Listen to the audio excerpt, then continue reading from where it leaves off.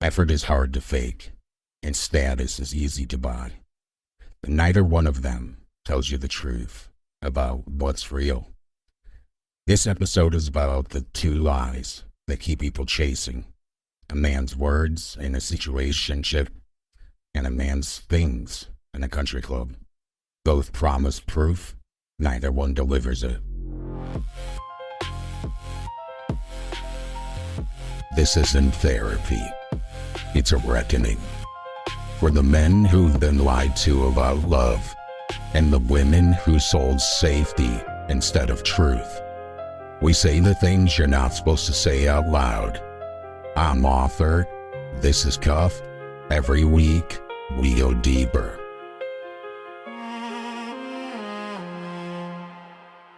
Today we're talking about two kinds of chasing. The first is emotional. Months spent decoding a man's mixed signals, looking for a feeling underneath the confusion. The second is material.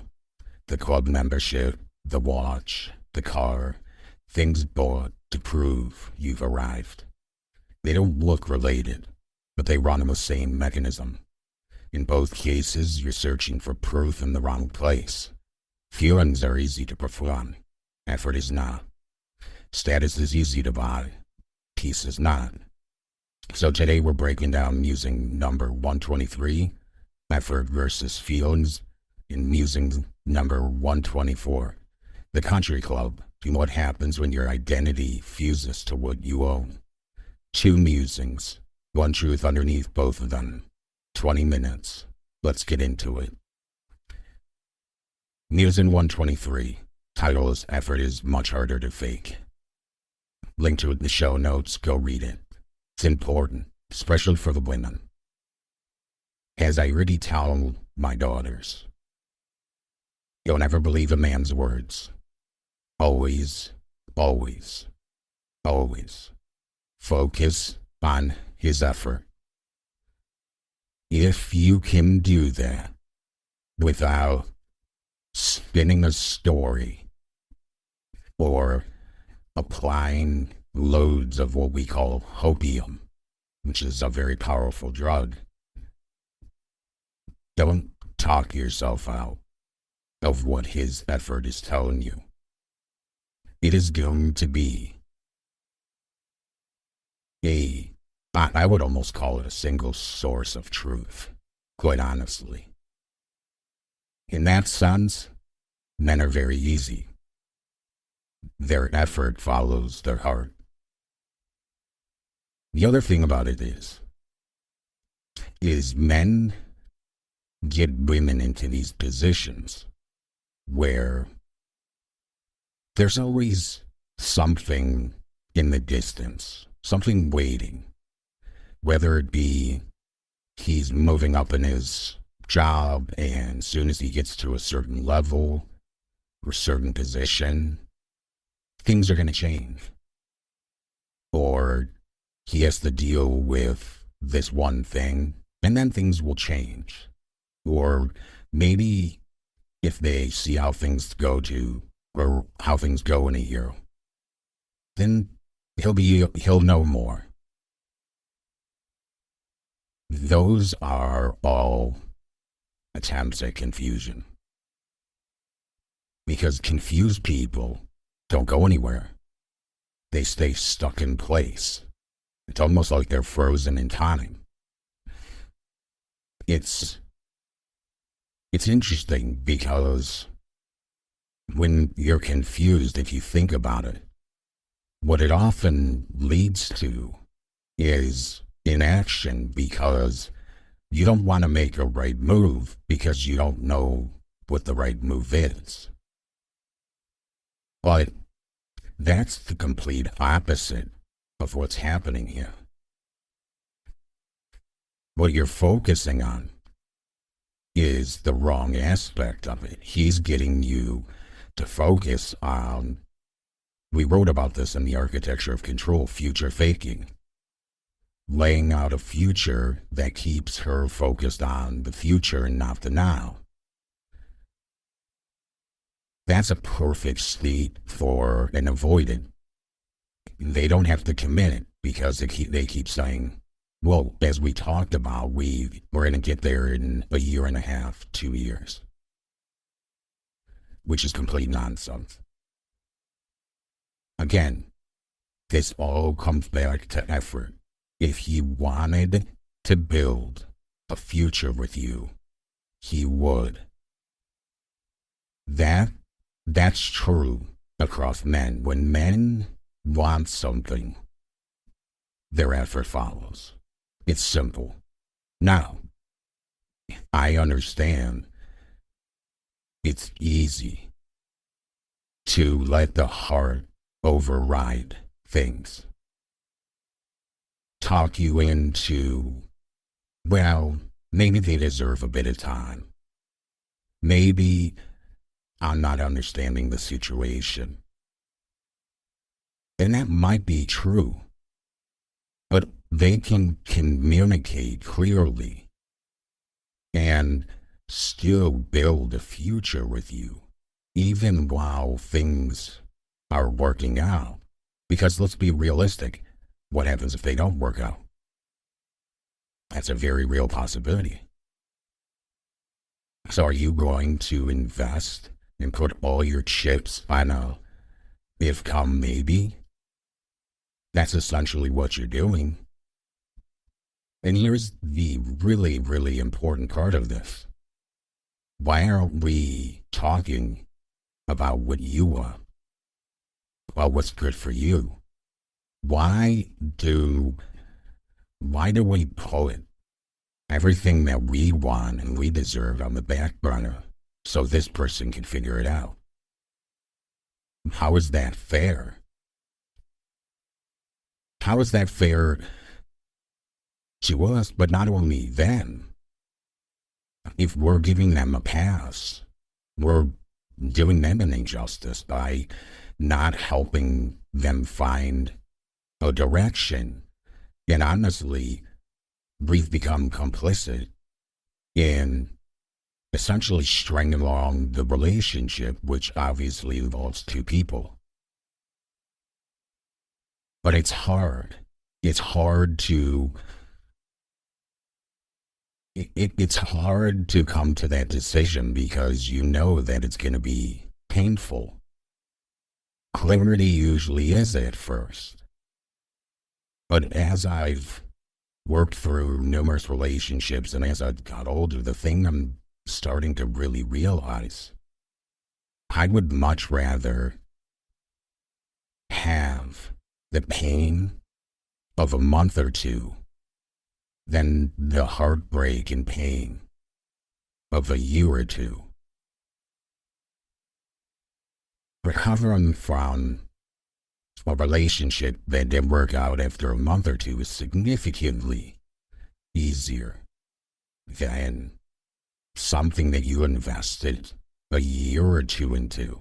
Because at some point, let's be realistic, we're going to look back and say, oh, man, I'm so happy that I only did that for a month or two with this person.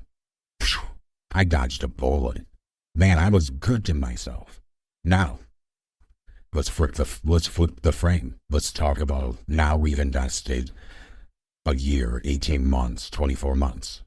That's a whole different level of grief and regret.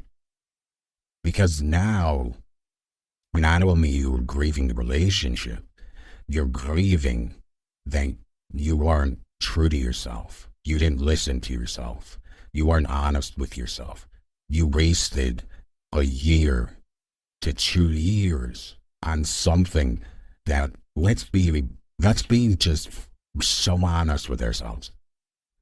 Our body knew it wasn't going to work. And we overrode it. Now we also have the grief of not listening to ourselves, which brings a whole conflux of emotions with it. Disappointment, sadness, anger, everything. Thinking about these two scenarios, which would you choose for yourself if you had to? Are you going to pick the month or two? Or are you going to pick the year or two? I know which I'm picking. That's Musing 123. Go ahead and read that. A lot of earned doctrine in there. If you have the book, you're picking up on a lot of earned doctrine. That's everything Puffed is built on. So 124. 124 has loads of earned doctrine. The country club taught me what I actually wanted to buy. I was driving the other day in a part of town that I used to live in. Haven't lived there in well over a decade. But I lived there in my early to mid-30s. And I drove past the area where there was a country club. It has since been torn down and redeveloped into luxury homes. But it was there at one time. And so was I. And I had the weirdest onset of feelings. Because I'm thinking about, how I am now versus the 30-year-old version of me that I left at that place. And I became immensely proud because all of the people that at one point in my life I used to associate with the country club, none of them are left. None. They subtract from my peace, not add to it at all. Because here's the thing about most people that join a country club. They don't really care about tennis or golf or whatever social events. They're there because they want to tell people that they belong to the country club and they want to be seen there. The problem with that is only the beginning. Because even at a country club, there's a pecking order and there's a hierarchy. And it's like a lot of things in life. It's determined by how long you've been a member, how much you spend, and your overall level of success. So now you belong to a club that's filled with people who are constantly chasing. They're addicted to the chase. It's always about what someone else has, what I have, what I don't have. And those people are miserable. If you've ever talked or spoken at length with one of these people, it is truly and utterly exhausting. I'm sure you've spoken to one because they are the ones who will ask you how you are doing or what's going on in your life. And the only reason they're doing that is because they need a benchmark to one up. So the minute you talk about little Joey or whoever your kids' names are, they immediately have a story about an accomplishment of their child, and it's somehow always better than yours. Maybe you're excited that your son or daughter visited a college and they're excited about that college. Oh, well, their child just did that, but it happens to be at a much more prestigious university. Or you just got a promotion at work. They just started their own company. They see you driving a new car. They have to point out they just got a new car and how it's a model that's more luxurious than yours or a more luxurious brand. Do you really want these people in your life? Think about that. Because I don't know that anyone honestly wants these people in their life. I don't, and I don't miss these people, and that's why none of the people that I met and matriculated with at the country club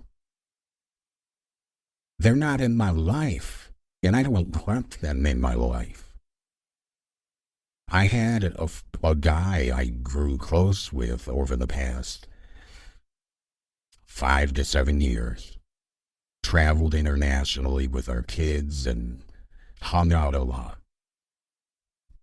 The more I hung out with this guy, the more I realized I couldn't hang out with him because he was a living embodiment of the rat race.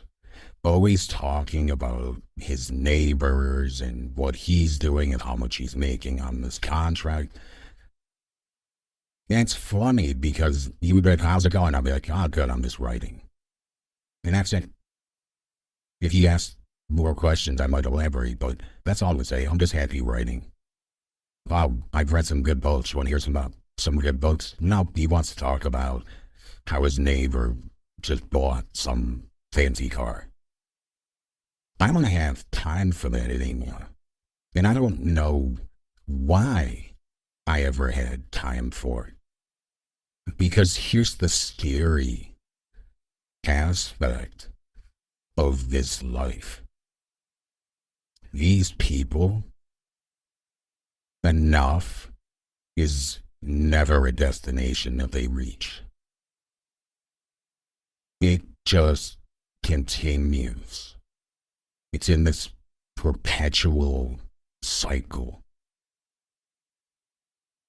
And this is true for both sexes. And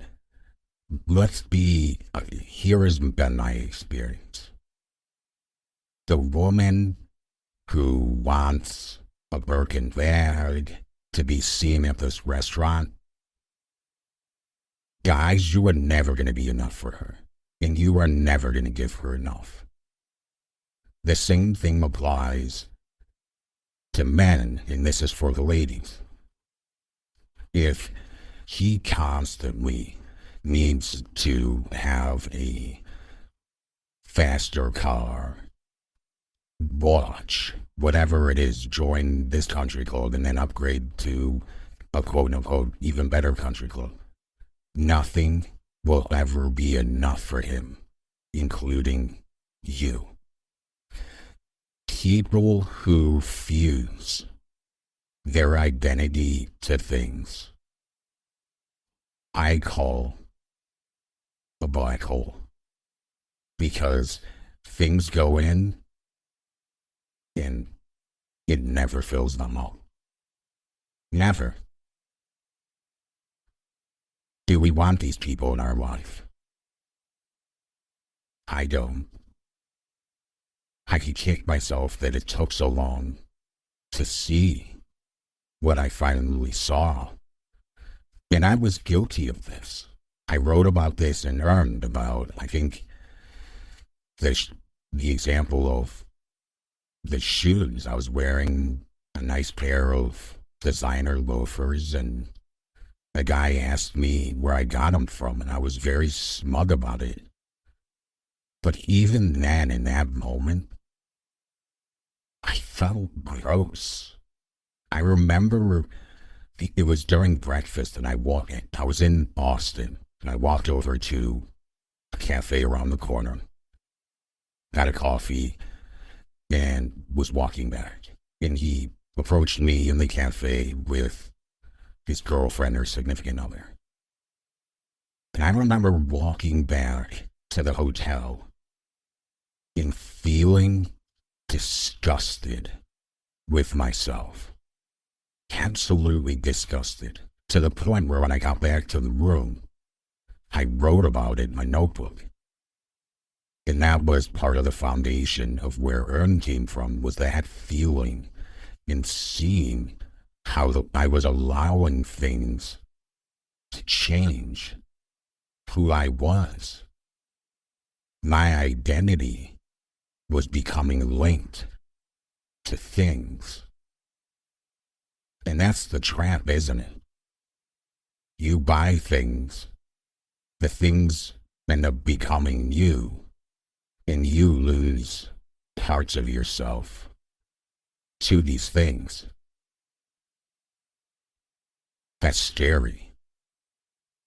Very, very scary. And I am not comfortable being a person who is known by the things they accumulate and not the character behind the man. That's it for this week. Hold the standard. Stay close.